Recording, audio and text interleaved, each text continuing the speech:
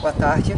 Boa tarde. Nosso Laça Café de hoje com minha amiga Juliana Leal.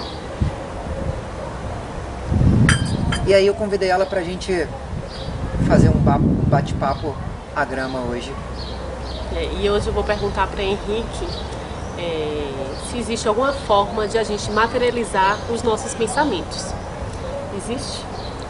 Então, o tema é muito interessante, materialização do pensamento, porque numa primeira análise parece alguma coisa sobrenatural, mas não é sobrenatural, né? Eu posso, claro, ter um olhar shakespeariano e ter uma abordagem romântica sobre esse fato. Por exemplo, quando eu tenho uma emoção muito linda e eu consigo materializar ela numa gota de água, que é a lágrima, que descem como diamantes, conduzindo um momento de uma sinceridade pura, de uma autenticidade pura do ser humano, né? Quando ele, obviamente, não manipula essas lágrimas para conseguir coisas. Mas esse é uma ótica romântica. Mas vamos fazer uma experiência para a gente compreender o que de fato é a materialização do pensamento, certo? Então eu quero que você encoste na sua cadeira, relaxe seus ombros, feche seus olhos, relaxe sua face, respira profundamente, bota bastante ar para dentro e o dobro de ar para fora. Eu quero que você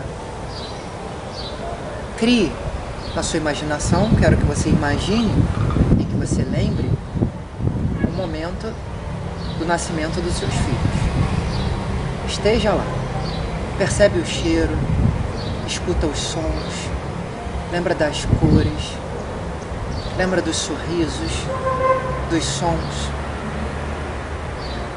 Pode abrir o olho. Como é a sensação? Foi um momento que eu revivi agora, muito especial de minha vida. Eu estava muito ansiosa, um pouco nervosa, mas que me deu uma alegria muito grande, uma emoção indescritível, que foi o nascimento dos seus filhos. Então, se você sente, se você sentiu, se você percebeu essa emoção, é porque ela existiu dentro de você. Não é um fenômeno abstrato, é um fenômeno de neurociência. A sua neurofisiologia permitiu um conjunto de reações, né, neurofisiológicas. Então você tem, primeiro, o reconhecimento desse símbolo através aí do seu pensamento, que ativou uma memória. Essa memória ativou o teu sistema neuroendócrino, e aí então você teve a liberação de serotonina, né? Ou seja, isso realmente aconteceu. Isso aconteceu. E tal qual uma boa lembrança, uma lembrança dentro da frequência do amor incondicional, você reviveu todos os benefícios fisiológicos. Então você teve relaxamento, você teve sensação de prazer, seu intestino ativou, seu estômago ativou, a sua musculatura relaxou, vasodilatação periférica, um fluxo maior de sangue com nutrientes na periferia, né? Se você tivesse lembrado de alguma coisa ruim, ou se você carregasse, por exemplo, um rancor, ou se você não conseguisse perdoar alguém e você trouxesse essa lembrança diariamente, você seria capaz de materializar um conjunto de fisiologias que iriam fazer mal a você. Isso não é materializar o pensamento? Só que a gente precisa entender que existem várias teorias a respeito da formação, de como o pensamento se forma. E uma delas é de dentro para fora. Então, na verdade, o pensamento, quando a gente está com um grau de consciência muito elevado, em que a gente consegue entender, né? Assim, você está numa área bacana, como a gente está aqui agora, né? você está alimentada, você bebeu água, etc. E de repente você começa a ficar ansiosa. E de repente você começa a ficar um pouco mais agitada. E de repente você começa a ter um pouco de medo e uns pensamentos estranhos.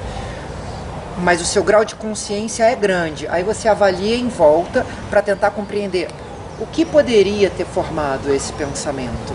Então, será que foi algum símbolo, alguma associação que eu fiz, uma recordação, um símbolo que ativou uma memória? Não. O que mais está acontecendo aqui? A gente está tomando café. E a cafeína, ela tem essa propriedade. Ela tem propriedades estimulantes, mas ela também pode deixar você ansiosa. Né? E isso, então, uma desarmonia nas tuas vísceras, uma desarmonia sistêmica, né? Isso é como se é uma comunicação da mente. O pensamento ele passa a ser uma comunicação da mente que alguma coisa foi alterada na tua homeostase. E aí a formação desse pensamento seria de dentro para fora. Foi através de um fenômeno material? Completamente. Você ingeriu uma substância que teve uma ação a nível de sistema nervoso central, que teve, e aí, uma série de outras reações, né? Alteração da tua frequência cardíaca, não é isso? Entre outras reações, né?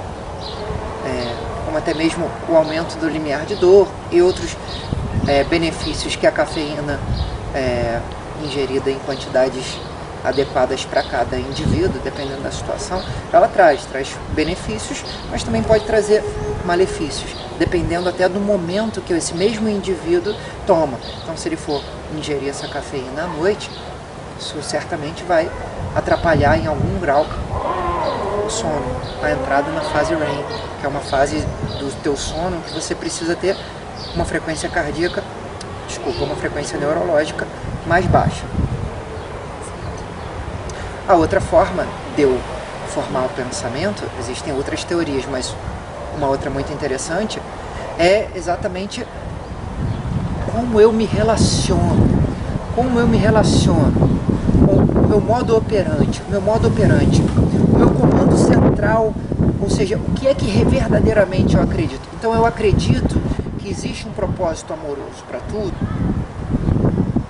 Eu trabalho dentro do não julgamento. Então eu vou olhar as situações e os símbolos, e esse meu filtro, ele vai estar sempre organizando essa relação para que eu harmonize esses meus pensamentos.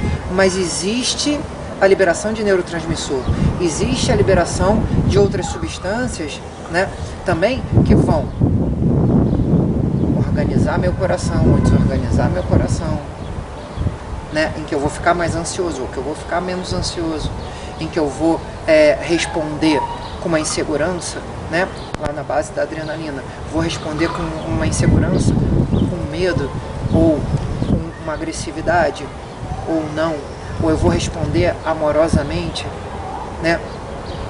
Então, a forma como você é treinada, a forma como você é condicionada, isso vem da sua educação, a sua constante avaliação, a sua constante reavaliação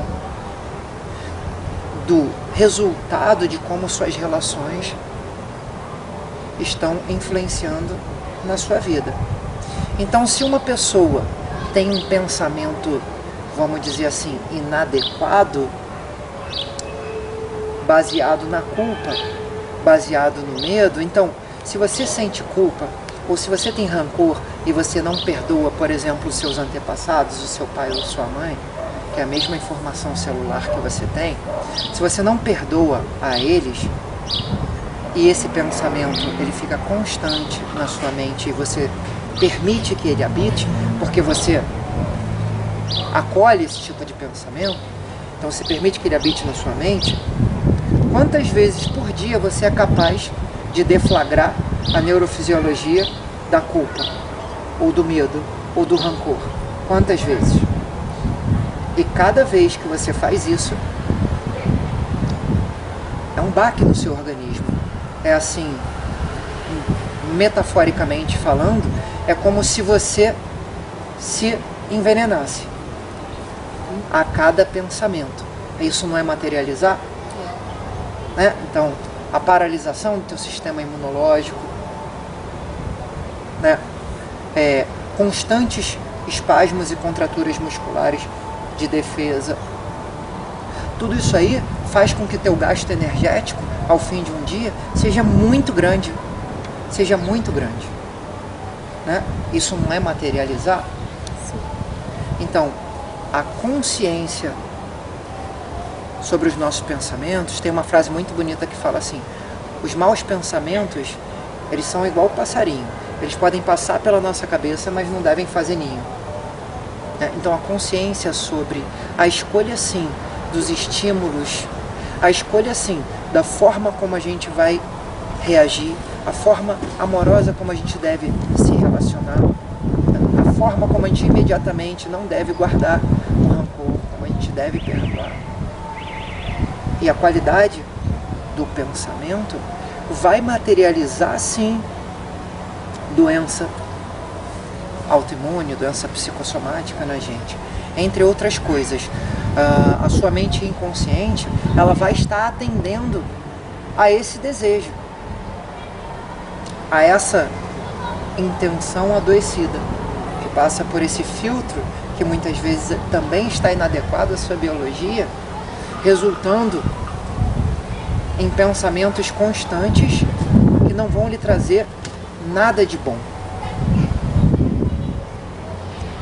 Então, por isso, devemos ter constante consciência sobre a qualidade dos nossos pensamentos, porque ou eles estão trazendo uma informação importante de um desequilíbrio fisiológico, ou eles estão trazendo uma informação importante de um desequilíbrio no meu sistema de crenças e valores, um desequilíbrio da minha forma de se relacionar com os seres animados e inanimados, dificultando muito a minha transição pelo estado mental da felicidade. Respondi a sua pergunta? Sim. Então, até o próximo café. Até a próxima.